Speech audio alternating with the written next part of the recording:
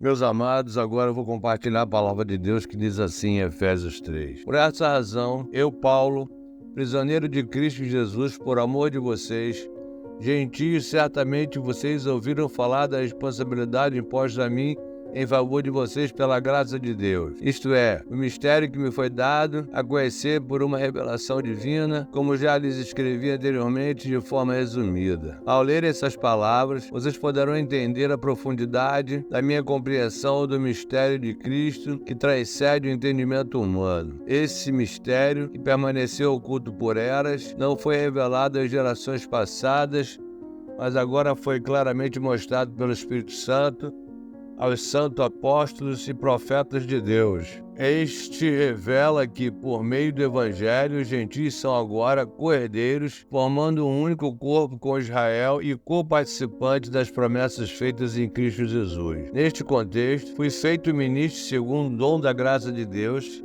que me foi dada pela eficácia do seu poder. Ainda que eu seja o menor dos menores de todos os santos, esta graciosa tarefa me foi confiada: proclamar aos gentios as insondáveis riquezas de Cristo e iluminar todos quanto à administração deste ministério que, por longas eras, permaneceu velado por Deus, o Criador de todas as coisas.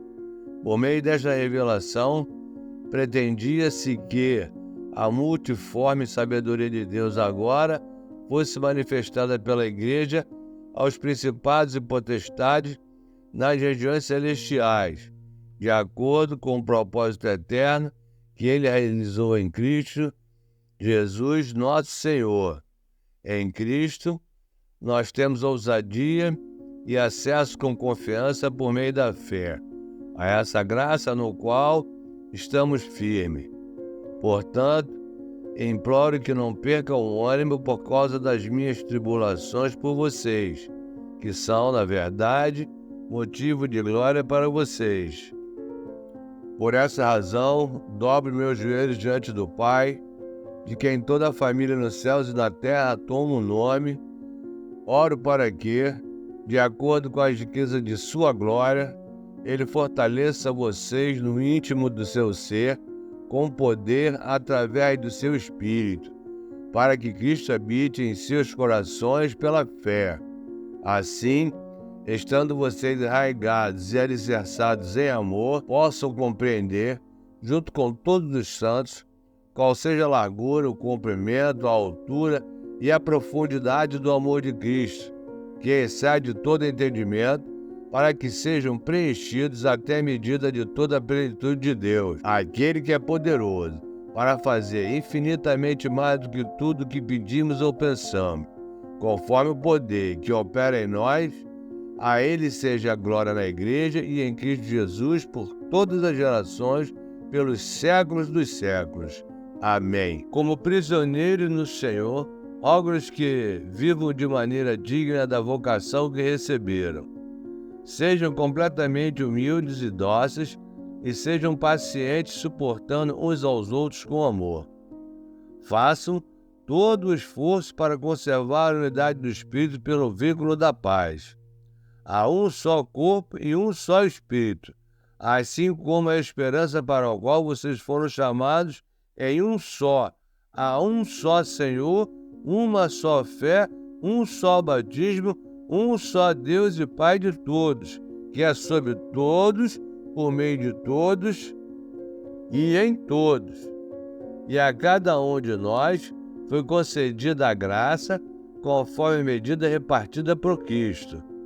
Por isso é que foi dito: quando ele subiu em triunfo às alturas, levou cativo muitos prisioneiros e deu dons aos homens.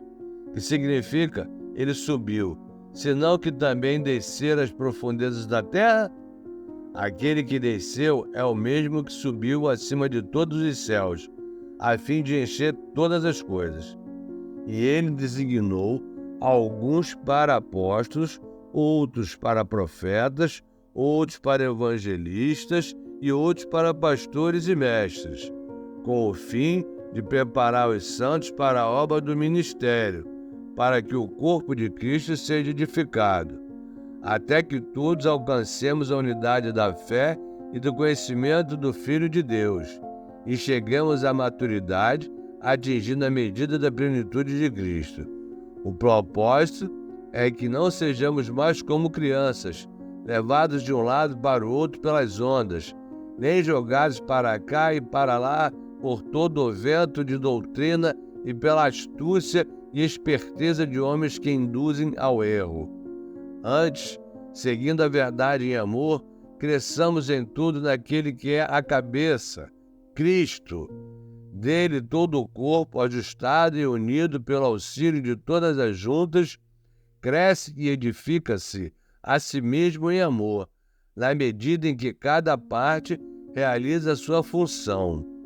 Assim, eu lhe digo, e no Senhor insisto que não vivam mais como os gentios, que vivam na futilidade dos seus pensamentos. Eles estão obscurecidos no entendimento e separados da vida de Deus, por causa da ignorância que estão, devido ao endurecimento dos seus corações. Tendo perdido toda a sensibilidade, eles se entregaram à depravação, cometendo com avidez toda espécie de impureza. Todavia, não foi assim que vocês aprenderam de Cristo. De fato, vocês ouviram falar dele e nele foram ensinados de acordo com a verdade que está em Jesus.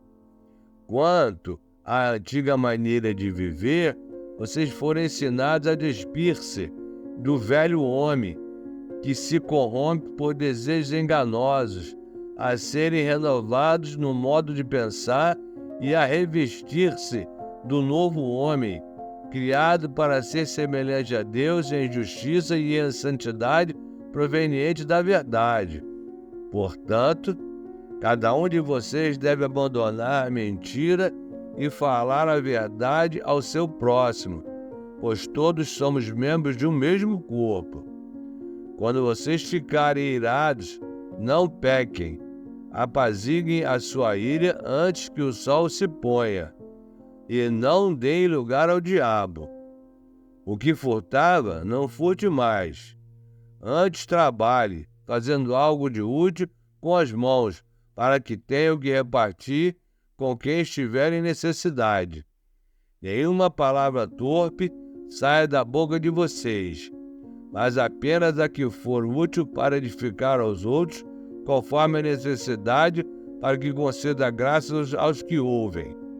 Não entristeçam o Espírito Santo de Deus, com o qual vocês foram selados para o dia da redenção. Livrem-se de toda amargura, indignação e ira, gritaria e calúnia, bem como de toda maldade. Sejam bondosos e compassivos uns para com os outros, perdoando-se mutuamente, assim como Deus perdoou vocês em Cristo. Portanto, sejam imitadores de Deus como filhos amados e vivam em amor, como também Cristo nos amou e se entregou por nós como oferta e sacrifício de aroma agradável a Deus. Entre vocês não deve haver nem sequer menção de imoralidade sexual, nem de qualquer espécie de impureza, nem de cobiça, pois essas coisas não são próprias para os santos. Não haja obscenidade, nem conversas tolas, nem gracejos imorais, que são inconvenientes, mas, ao invés disso, ação de graças. Porque vocês podem estar certos disso. Nenhum imoral, nem impuro, nem ganancioso, que é idólatra, tem herança no reino de Cristo e de Deus. Ninguém os engane com palavras tolas, pois é por causa dessas coisas que a ira de Deus vem sobre os que vivem na desobediência. Portanto, não participe com eles dessas coisas, porque outrora vocês eram trevas, mas agora são luz no Senhor. Vivam como filhos da luz, pois o fruto da luz consiste em toda bondade, justiça e verdade. E aprendam a discernir o que é agradável ao Senhor. Não participem das obras infrutíferas das trevas. Antes, exponham-nas à luz, porque aquilo que eles fazem em oculto, até mencionar, é vergonhoso.